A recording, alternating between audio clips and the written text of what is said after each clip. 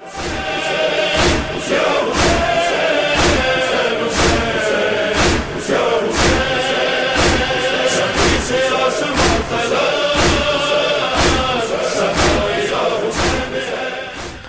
باللہ من الشیطان الرجیم بسم اللہ الرحمن الرحیم الحمد للہ رب العالمین والصلاة والسلام علی سید الانبیاء والمرسلین حبیب الہ العالمین ابی القاسم محمد اللہم صلی علی محمد وآل محمد وعجل فرج وعلی آلہ الطیبین الطاہرین سیما بقیت اللہ فی الارضین. قال اللہ تعالی فی کتابہ الکریم بسم اللہ الرحمن الرحیم ان نريد ان نمن علی الذین استضعفوا فی الارض ونجعلہم ائمہ ونجعلہم الوارثین. ایک بار پھر درود بھیجیں محمد وعلی اللہم صلی علی محمد وعلی محمد وعجل فرج. پروردگار عالم کا انتہائی شکر ہے، انتہائی احسان ہے، اس نے ہمیں دین کی معرفت نصیب فرمائی، سید الشہداء کی محبت سے نوازا ہے، اور دنیا میں ہمارا تعارف اس عنوان سے ہے کہ ہم امام حسین کے ماننے والے ہیں، امام حسین کی عزا کو منعقد کرنے والے. عزا کو منعقد کرنے کا ایک طریقہ یہ تھا کہ کچھ دنوں کو سید الشہداء کے نام پہ منایا جائے اور کچھ پروگرامز کو سید الشہداء کے نام سے واقف کیا جائے، جیسے کہ عزاداری سید الشہداء میں کیا گیا اور جیسے کہ یہ تعلیمی اداروں کے اندر کیا جاتا ہے کہ یوم حسین منایا جاتا ہے. اب اس میں جو سب سے امپورٹنٹ نقطہ ہے وہ یہ کہ ہم سید الشہداء کی زندگی سے کیا سیکھیں اور سیکھ کر اس کے اوپر عمل کیسے کریں. تو کیونکہ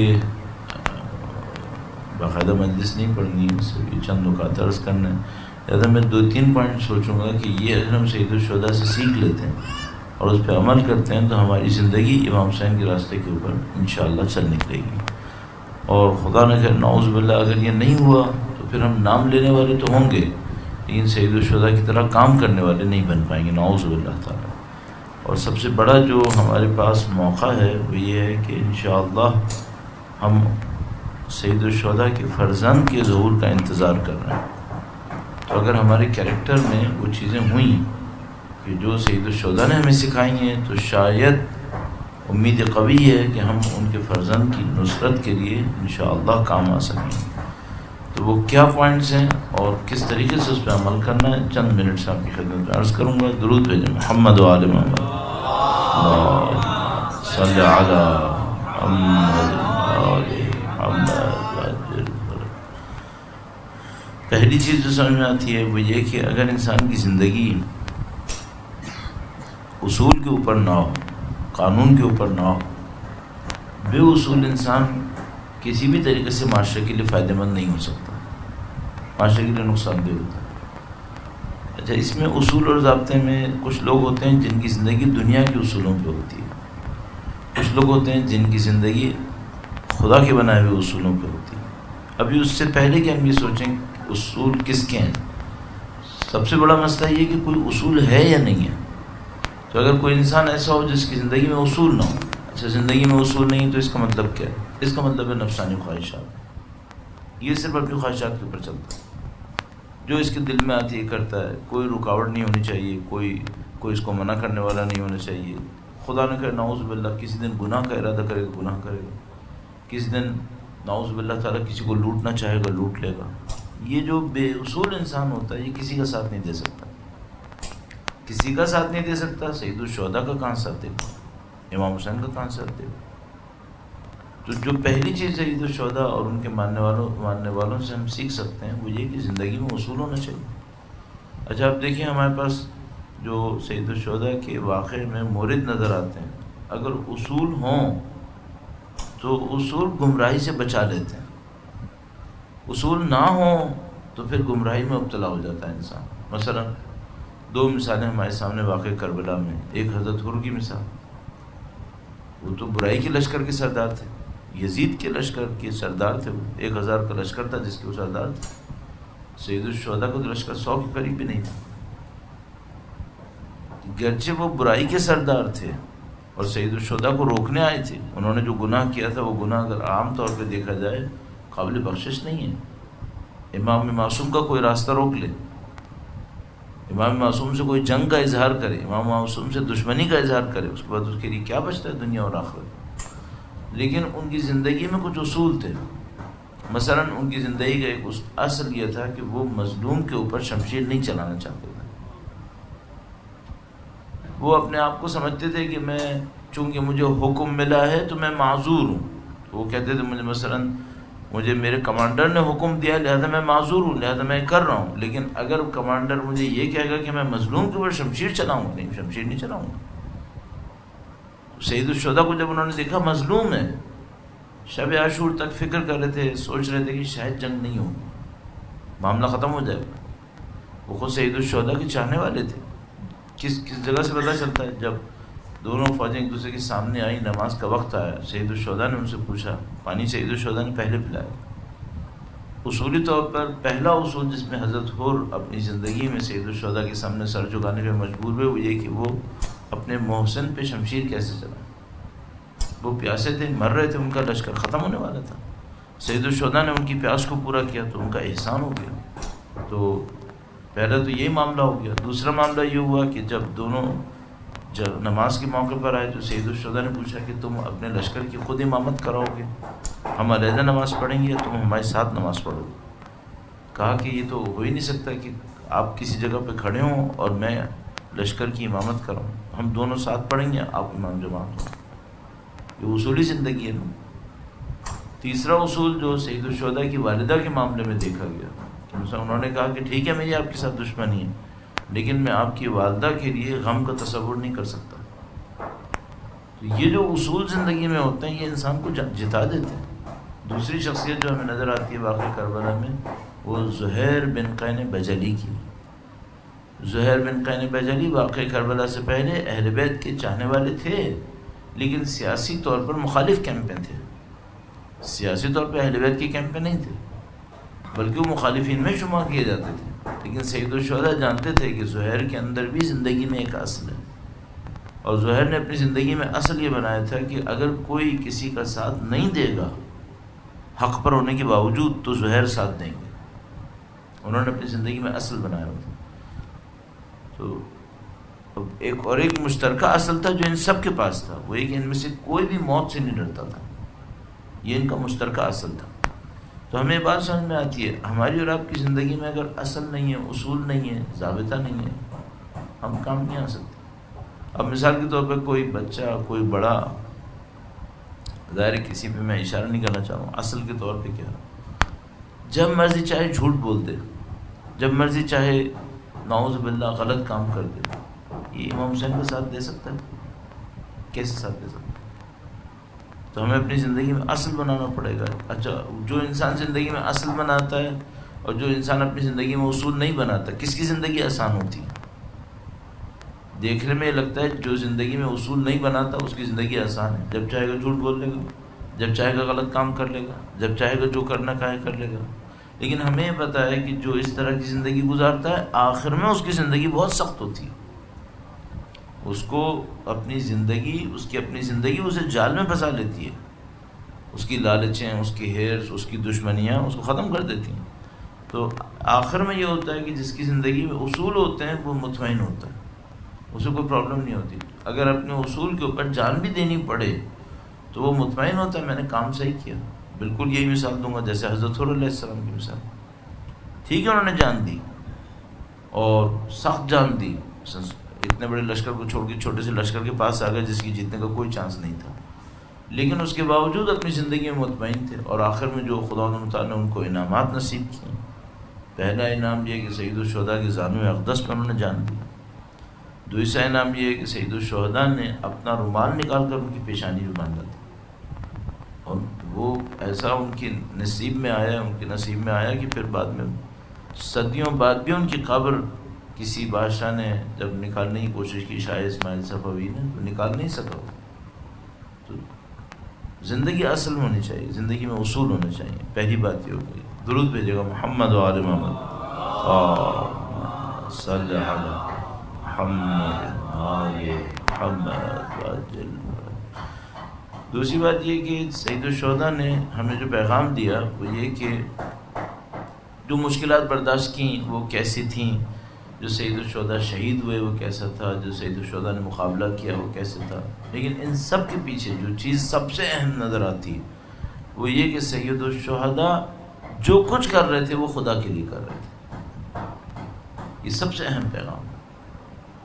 پہلی بات، زندگی اصولوں پہ ہونی چاہیے، بغیر اصولوں کی زندگی کا انسان گاربیج ہے، کچرا ہے، اس کی زندگی میں کچھ نہیں ہے، نقصان دہ، اس کے اپنے لیے بھی نقصان دہ، اپنے سوسائٹی کے لیے بھی نقصان دہ۔ دوسری بات یہ کہ جو کام کرے وہ خدا کے لیے کرے، اس سے کم پر اتنی محنت اٹھانے کی ضرورت نہیں ہے۔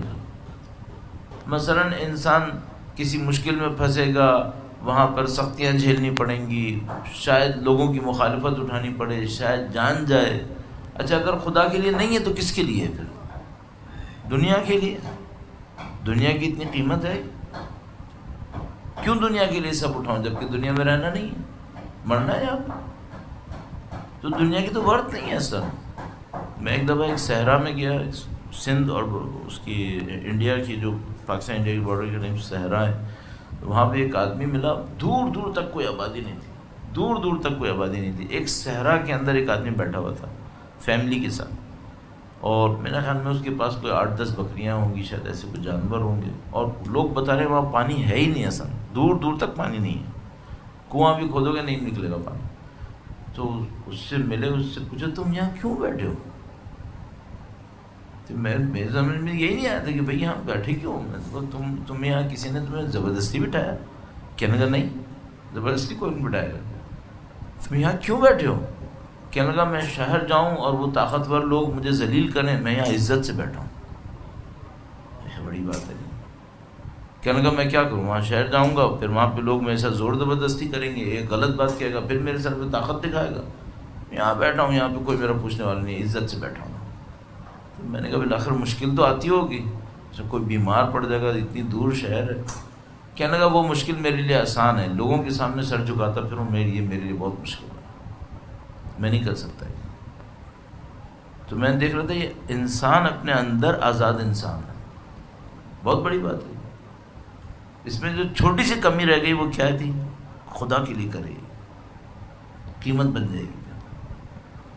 جو کام کریں اپنے اندر، ایک تو یہ کہ اصولی زندگی ہوئی تو آپ غلط کام کیوں کریں گے؟ دوسرا مسئلہ، اصول کے اوپر قربانی دینی پڑتی ہے، نیت کیا ہونی چاہیے؟ نیت خدا ہونی چاہیے، پھر قربانی دینے میں مزہ بھی ہے۔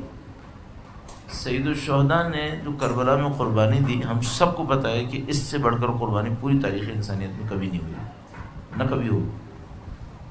وہ جو قربانی تھی اس کے اندر وہ جگہ جہاں پہ سید الشہداء نے کہا کہ خدایا اس قربانی کو ہم سے قبول فرما، وہ تھی جہاں انہوں نے حضرت علی اصغر کو قربان کیا۔ جب سید الشہداء نے حضرت علی اصغر کو دفنایا تو فرمایا ربنا تقبل منا ھذا القربان، اور اس موقع کے اوپر سید الشہداء نے ایک جملہ ارشاد فرمایا جو توحید کی کہتے ہیں بنیاد اور معراج بنتی ہے۔ سید الشہداء نے فرمایا خدا تو جانتا ہے کہ میں یہ برداشت کر گیا چونکہ مجھے پتا ہے تو دیکھ رہا ہے، خدا تو دیکھ رہا ہے۔ گویا سید الشہداء ساری انسانیت کو دیکھ رہے تھے کہ میرا علی اصغر تو شہید ہو گیا، لیکن اس کی شہادت سے انسانیت کو کیا ملنے والا ہے۔ خدا کے لیے قربانی دیں، ورث ہے، قیمت بنتی ہے، چھوٹی سی بھی قربانی دیں۔ اچھا خدا کا معاملہ اتنا عجیب ہے، ہم کسی بندے کے لیے کوئی قربانی دیں نا، 1 منٹ میں ملیا میٹ کر دے گا۔ ہم سب ایسے ہی، ہم انسان ہیں، خود غرض ہوتے ہیں اندر سے۔ کوئی میرے لیے قربانی دے، مجھے پسند نہیں آیا، میں 1 منٹ میں ختم کر دوں گا۔ میں کسی کے لیے قربانی دوں، اس کو سمجھ میں نہیں آیا، 5 سال قربانی دوں گا، 6 سال میں ایک دم ختم کر دوں گا۔ خدا کا معاملہ کیا ہے؟ خدا کا معاملہ یہ ہے، قرآن کریم میں ارشاد فرماتا ہے جب تم لوگ پہاڑ میں سے کسی وادی سے گزرتے ہو نا، میں اس پہ بھی اجر دوں گا۔ کیا مطلب؟ یعنی مثلا ایک دفعہ انسان میدان میں سے گزر رہا ہوتا ہے تو پلین ہوتا ہے، یوں سیدھا سیدھا گزرتا ہے، ایک دفعہ پہاڑی میں سے گزرتا ہے تو یوں نیچے جاتا ہے پھر اوپر آتا ہے، تو نیچے جانے اوپر آنے میں محنت لگتی ہے، سیدھا سیدھا چلے تو محنت کم لگتی ہے۔ خدا فرماتا ہے جو تم نیچے اترے اور اوپر آئے نا، تم نے ایکسٹرا محنت اٹھائی، اس پہ بھی میں اجر دوں گا، اس کو بھی میں نظر انداز نہیں کروں گا۔ تو یہ خدا کا نظام ہے۔ انسان خدا کے لیے قربانی دیتا رہے تو اس کو معلوم ہے کہ میری قربانی ضائع نہیں جائے گی. ہاں بندوں کے لیے کرے گا تو ضائع ہوگی، قطعاً ضائع ہوگی. کیونکہ مثلا فرض کریں میں نے اپنی زندگی گزاری 2 سال 3 سال 4 سال کسی کے پاس، اور 4 سال میں پھر معاملہ ختم ہو گیا، چلو مجھے سارے اس نے انعام بھی دے دیے، معاملہ ختم ہو گیا.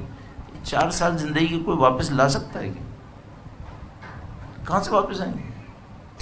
وہ ابھی یہ بچے ہیں، ظاہر ہے یہاں پہ یہ بچے بڑے ہوں گے، بڑے ہونے کے بعد پھر جوانی ہے، جوانی کے بعد بڑھاپا آئے گا. ایک آدمی جو بوڑھا ہوتا ہے وہ دوبارہ جوان تو نہیں ہو سکتا. کوئی کسی کو کیا دے دے گا؟ تنخواہ دے دے گا، پیسے دے دے گا، عزت دے دے گا. عزت زیادہ بڑھ کے تو نہیں دے سکتا آپ. تو پیسے دے دیا آپ نے، تنخواہ دے دیا آپ نے، عزت دے دی. بھائی جو عمر گزری بوڑھا ہو گیا آدمی، یہ کون جوان تو نہیں کرے گا اس کو کوئی؟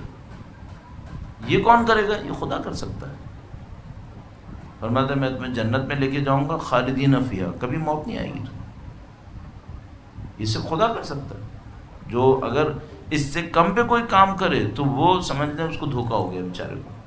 لہٰذا مولا امیر المومنین نے ارشاد فرمایا ایک قول میں، درود بھیجے گا محمد و آل محمد صلی اللہ علیہ وسلم. مولا امیر المومنین نے ایک قول میں ارشاد فرمایا کہ اپنے نفس کی قیمت جنت سے کم مت لگانا، یہ کم سے کم قیمت لگاؤ. یا ایک اور مثلا بیان کرتے ہیں، کہتے ہیں امام نے فرمایا کہ اپنے نفس کی قیمت جنت لگاؤ.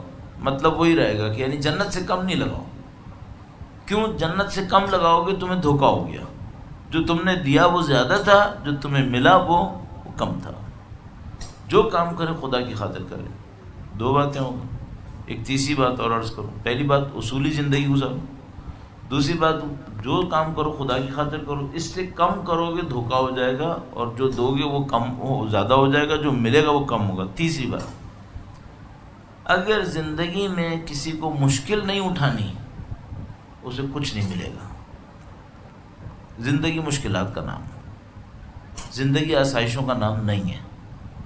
اگر کوئی یہ سوچے جو میں چاہوں وہ کھاؤں، جو میں چاہوں وہ پیوں، جو میں چاہوں وہ ہو جائے، تو اہل بیت کا ایک فرمان اس کے ساتھ ہے. فرمایا جو شخص یہ کہے میں جو چاہوں گا وہ کھاؤں گا، جو میں چاہوں گا پیوں گا، جو میں چاہوں گا ہنسوں گا روں گا، فرمایا یہ جہنم میں جائے گا، یہ جنت میں نہیں جا سکتا.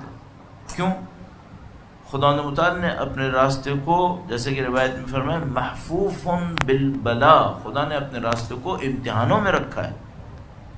زندگی آسائشوں کا نام نہیں ہے. یہ دنیا میں جو فکر رائج ہے، مثلا ہم لوگ دیکھتے ہیں ہر طرف لوگوں کو بتاتے ہیں آرام ملے، یہ کرو وہ کرو، آسائشیں ملے. دنیا آسائشوں کا نام نہیں ہے. جو شخص آسائشوں کے پیچھے گیا، آرام کے پیچھے گیا، اس کا مطلب ہے اسے نہ دنیا میں بلندی چاہیے نہ آخرت میں مقام چاہیے. اسے کچھ نہیں ملنے والا. آپ کو دنیا میں چیلنج دینا ہوتا ہے. سید الشہداء سے جو تیسری بات ہمیں سمجھ میں آتی ہے وہ یہ کہ جو آسائشوں کے پیچھے تھے وہ امام حسین کا ساتھ نہیں دے سکتے تھے. جو امتحانوں کے لیے تیار تھے وہ امام حسین کا ساتھ دینے آئے تھے. لہذا مثلا جو وہاں پہ سید الشہداء کے ساتھ کھڑے تھے، ان کو پتہ تھا کہ ہمارے جسم تو کٹیں گے، ان کو پتہ تھا کہ ہمارے سر تو علیحدہ کیے جائیں گے. یہ جو 72 کا عدد ہمارے پاس مشہور ہے، شاید سید الشہداء کے ساتھ جو افراد تھے ان کی تعداد زیادہ تھی. شاید مثلا 100 125 120، شاید پوری تعداد جو عاشور کے دن شہید ہوئے تھے شاید تعداد زیادہ تھی. اس پہ مختلف محققین نے کام کیا ہے. لیکن یہ کہتے ہیں کہ جو سر نیزوں پہ لگے وہ 72 تھے. جو سر نیزوں پہ لگے تھے وہ 72 تھے. باقی کے اجساد کو ان کے قبیلے والے لے گئے تھے. پامال ہوتے وقت تو صرف سید الشہداء کا لاشا پامال ہوا تھا، کوئی لاشیں پامال نہیں، صرف سید الشہداء. لیکن جب لاشیں لے جانے لگے تھے تو کچھ کے لاشوں کے سر کٹے تھے اور کچھ کے لاشوں کو بغیر سر کٹے لے گئے تھے. اور جو سر کٹ کے نیزوں پہ لگے اور گئے تھے ان کی تعداد کو 72 بیان کیا. اچھا اب آپ کو پتہ ہے شب عاشور سید الشہداء نے ایک ایک کو دکھا دیا تھا تمہارے ساتھ کیا ہوگا. کل بھی میں عرض کر رہا تھا شاید کہیں پہ کہ یہ بھی بتایا تھا کہ کیا ہوگا، یہ بھی بتایا تھا کہ آخرت میں کیا ملے گا. تو جب سید الشہداء نے بتایا تھا کہ کیا ہوگا تو یہ نہیں بتایا تھا کہ نیزے کے اوپر سر لگیں گے. بتایا تھا کہ یہ نہیں بتایا تھا کہ جسم پہ شمشیر لگے گی، نیزے لگیں گے، سب بتایا. مثلا اگر مسائل کے اس پہلو کو دیکھو نا تو بالکل صاف پتہ تھا کہ حضرت علی اکبر کو پتہ تھا میرے ساتھ کیا ہونے والا ہے، سب کو پتہ تھا کیا ہونے والا ہے۔ ان لوگوں نے اتنی سختی کیوں برداشت کی؟ کیونکہ ان کو پتہ تھا کہ اگر ہم اس راستے سے نہیں گزرے تو جو امام حسین ہمیں مقام دلانا چاہتے ہیں وہ مقام ہمیں نہیں ملے گا۔ اور یہ بات بھی ہے کہ سید الشہداء اپنی نصرت سے زیادہ لوگوں کو مقام دلانا چاہتے تھے۔ ایک آدمی کے پاس پہنچے، اس نے امام حسین کا ساتھ نہیں دیا تھا آخر تک، سید الشہداء اس کے پاس گئے اور اس سے کہا کہ تم نے اچھی زندگی نہیں گزاری، میں تمہیں موقع دے رہا ہوں، تم میرے ساتھ آ جاؤ اور تمہاری زندگی میں جو کامیابی اخروی تمہیں چاہیے نصیب ہو جائے گی۔ اچھا، کیا سید الشہداء کو نہیں پتا تھا؟ جب ظاہر ہے کہ پتا تھا، نہیں پتا۔ مثلا اگر ایک آدمی نہیں آیا تو کیا جنگ کا نقشہ بدل جائے گا؟ یا اگر ایک آدمی آ گیا تو امام حسین کے جنگ کا نقشہ بدل جائے گا؟ نہیں، ایک آدمی کے آنے جانے سے کچھ نہیں ہونا تھا۔ تو سید الشہداء اسے کیوں آفر کر رہے تھے؟ سید الشہداء اسے کسی مقام پہ پہنچانا چاہ رہے تھے، اور اسی طرح سید الشہداء دشمنوں کو عذاب سے بچانا چاہ رہے تھے، لہذا جو ساتھ نہیں دیتا تھا اس سے کہتے تھے اتنے دور چلے جاؤ کہ میری آواز تمہیں نہ آئے، ورنہ بہت سخت عذاب ہوگا۔ تو دوستوں کو مقام تک پہنچانا چاہتے تھے، دشمنوں کو عذاب سے بچانا چاہتے تھے، اپنی جنگ کا نقشہ تو طے شدہ تھا، اپنی جنگ کا تو معلوم تھا، ان کے جد امجد نے ان کو بتایا ہوا تھا۔ اب جو ساتھ تھے یہ کون لوگ تھے؟ انہوں نے سب کچھ سمجھتے بوجھتے مشکلوں کو قبول کیا تھا۔ تیسری بات جو مجھے سمجھ میں آتی ہے وہ یہ کہ انسان کو اپنی زندگی میں مشکلات کے لیے تیار ہونا چاہیے۔ بعض جگہیں ایسی ہیں جہاں مشکلات کو نہ کہ تیار ہو کہ آئی تو میں لے لوں گا، بلکہ بڑھ کے لینا پڑتا ہے، ہاں میں لوں گا۔ انسان کے اندر یہ اسپرٹ ہونی چاہیے کہ بعض مشکلات کو بڑھ کے لے لے، دوسرے نہیں لے رہے کوئی بات نہیں میں لوں گا، اور اس سے اس کو کیا ہوگا؟ اس کو خداوند تعالیٰ ایسے امتحانات نصیب کر دے گا جس سے وہ ترقی کرے گا، کمال کے اوپر پہنچے گا۔ تو یہ چند پوائنٹس ہیں جو سید الشہداء کے واقعے سے ہم سمجھ میں آتے ہیں، اور ان کے ذریعے سے ہم اپنے اندر بہتری کر سکتے ہیں۔ بس 3 پوائنٹس میں نے عرض کیے۔ پہلا پوائنٹ کیا تھا؟ کسی کے ذہن میں ہے؟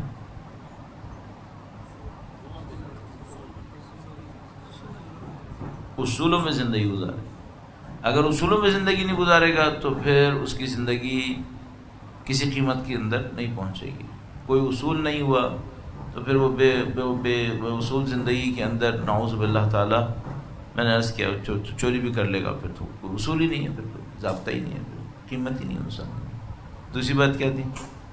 جو کام کریں خدا کے لیے کریں، خدا کے لیے نہیں کرتا ہے تو پھر اس کو دھوکہ ہو گیا، کیونکہ دنیا کی قیمت اتنی نہیں ہے۔ کیوں دنیا کی قیمت اتنی نہیں ہے؟ ساتھ نہیں دیتی، کسی نے یہاں پہ زندہ باقی نہیں رہنا ہے، 40 سال زندگی گزارے، محنت کرے دنیا کے لیے، ایک دم مر جائے گا۔ فرض کرو 20 سال اس نے زندگی گزاری دنیا کی محنت کے لیے، دنیا مل گئی، اگلے دن مر گیا، کیا فائدہ؟ اسی طرح دنیا میں ذلت آتی ہے، جتنی دنیا میں عزت آتی ہے کوئی سنبھالنے والا نہ ہو اتنی ذلت آتی ہے۔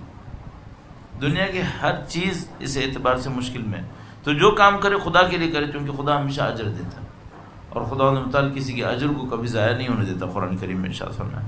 اور تیسری بات یہ ہوئی کہ بھائی کچھ نہ کچھ مشکلات اٹھانی پڑیں، اگر مشکلات نہیں اٹھائیں گے کوئی مقام نہیں ملے گا۔ تو دنیا میں بھی کہتے ہیں نا کہ بھائی اگر آپ کو کوئی امتحان میں بھی جیتنا ہے تو کچھ مشکلات تو اٹھانی پڑیں گی، لیکن میں کروں خدا کے لیے کرے تاکہ جو مشکل اٹھائے اس کا اجر ملے۔ اور یہ مشکلات میں بس ایک آخری بات اور عرض کر دوں کہ اتنی فضیلت ہے ہمارے پاس مشکلات کے لیے۔ ظاہراً مجھے عادت ہے سفینۃ البحار ایک کتاب ہے جس کے اندر یہ روایت تھی، جس میں ارشاد فرمایا کہ اگر مومنوں کو یہ پتہ چلے کہ مشکلات میں خدا نے کیا ان کے لیے اجر رکھا ہے تو دعا کریں گے کہ ان کے جسم قینچی سے کاٹے جائیں۔ یہ عجیب بات ہے، دعا کریں گے کہ ان کے جسم قینچی سے کاٹے جائیں، یعنی ان کو لوہے سے کاٹ دیا جائے، کیوں؟ تاکہ وہ اجر ملے جو خدا نے ان کے لیے رکھا ہے۔ اور تمام انبیاء نے یہ زحمتیں اٹھائیں، تمام اولاد اہل بیت۔ اگر دنیا خدا نے آسائشوں کے لیے بنائی ہوتی تو کیا سید الشہداء اور ان کی اولاد کو اس مشکل سے گزرنا چاہیے؟ یعنی انسان اگر اس بات کو سوچے کہ جو انسان تکلیف اٹھاتا ہے وہ اسے کم احساس ہوتی ہے، اس کے والدین کو زیادہ احساس ہوتا ہے، اور جو انسان تکلیف اٹھاتا ہے وہ اسے کم احساس ہوتی ہے، باپ کو بھی کم احساس ہوتی ہے لیکن ماں کو زیادہ احساس ہوتا ہے۔ دنیا کی بہترین ماں کون ہے؟ بلا شک و شبہ حضرت سیدہ طاہرہ سلام اللہ علیہ، دنیا کی بہترین خاتون، سلام اللہ صلی علی محمد، دنیا کی بہترین خاتون ہے، سیدۃ النساء العالمین، دنیا کی بہترین ماں ہے، دنیا کی بہترین زوجہ ہیں۔ اگر انسان کو اپنی تکلیف کم لگتی ہے، اولاد کی تکلیف زیادہ لگتی ہے، اور اولاد کی تکلیف ماں باپ میں ماں کو زیادہ لگتی ہے، اور سیدہ دنیا کی بہترین خاتون ہے، تو پھر ہمیں دیکھنا پڑے گا کیوں خداوند متعال نے بی بی سیدہ طاہرہ سلام اللہ کی تمام اولادوں کو مشکلات سے گزارا۔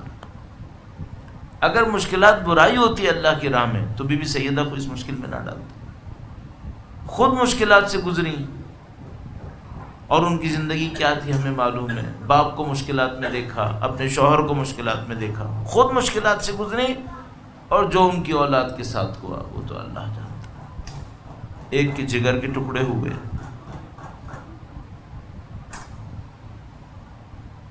ایک کی گردن کی پچھ سے چھری چلی، ان کی صاحبزادیاں بازاروں اور درباروں میں لے جائیں۔ سیدہ سلام اللہ علیہ ان مصائب کے موقع پہ کہاں تھی؟ شب عاشور کا واقعہ بیان کرتے ہیں۔ سید الشہداء دشمن کو دیکھتے ہوئے ایک جگہ کی طرف گئے جو تھوڑی سنسان سی جگہ تھی، وہاں پہ کوئی فوجی سید الشہداء کے لشکر کا نہیں تھا۔ سید الشہداء کے لشکر کے ایک سپاہی امام کے پیچھے پیچھے آتے ہیں، سید الشہداء احساس کر لیتے ہیں، اس کو بلاتے ہیں، کہتے ہیں سامنے آ جاؤ۔ میرے سامنے آتے ہیں، فرمایا کیوں آئے ہو؟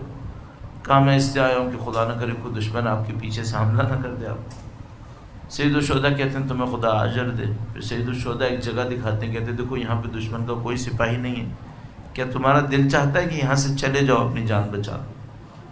تو وہ رونے لگے، کہنے کہ میں آپ کو چھوڑ کے کیسے جاؤں گا؟ جب انہوں نے قربانی دکھائی اتنی تو پھر اگلا معجزہ ہوا۔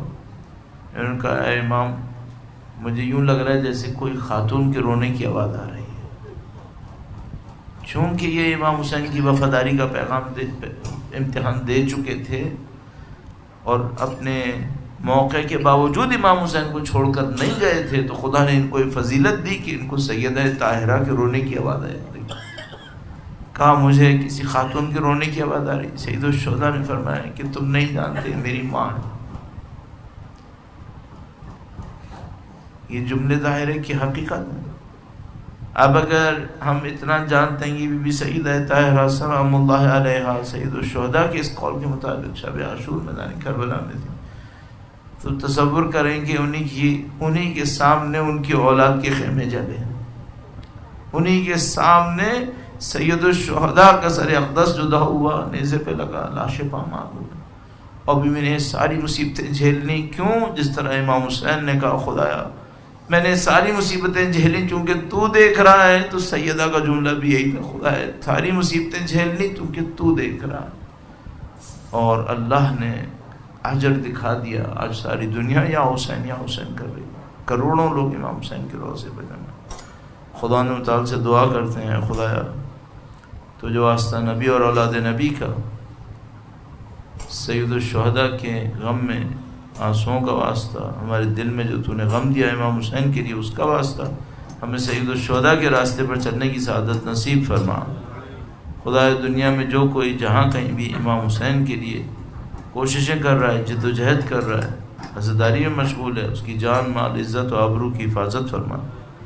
اے پاک پروردگار دعائیں تیری حجت کے لیے، تو جو واسطہ نبی اور اولاد نبی کا، سید و سردار مولا اور آقا امام آخر الزمان کی ظہور میں تعجیل فرما، ہمیں ہماری نسلوں کو ان کے جانثاروں میں قرار فرما۔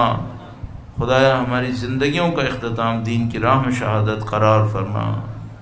پاک پروردگار تو جو واسطہ نبی اور اولاد نبی کا، یہ کوششیں جن لوگوں نے انجام دیں، یہ بچے جو یہاں پہ موجود ہیں، ان سب کی زندگیوں میں خیر و برکتیں مولا ابو الفضل کے صدقے میں، امام حسین کے صدقے میں، امام زمانہ کے صدقے میں قرار فرما۔